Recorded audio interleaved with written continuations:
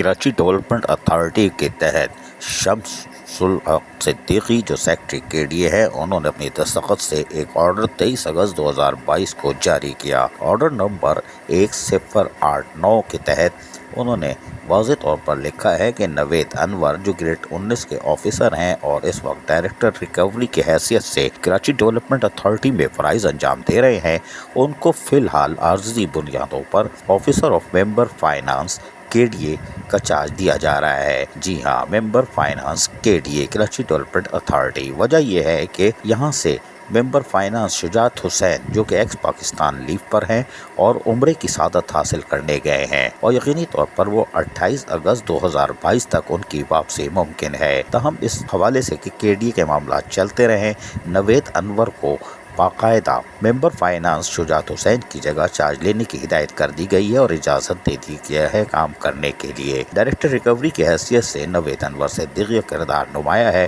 اور یقیناً ممبر فائنانس کا یہ عارضی چارج ضرور ہے، لیکن ایک تجربہ ضرور ہوگا اور یہ یقیناً ان کی قابلیت کے بلبوتے پر ہی ممکن ہو سکا کہ نوید انور صدیقی آج ممبر فائنانس کی سیٹ بھی حاصل کر چکے، بھلے وہ عارضی ہو لیکن یہ کہ ان کی صلاحیتیں ابھی موجود ہیں۔ عزیز عارف، KBS بلدیاتی نیوز کراچی۔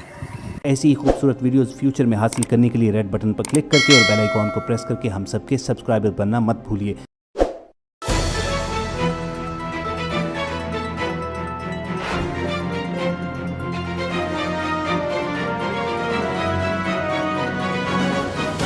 KBS بلدیاتی نیوز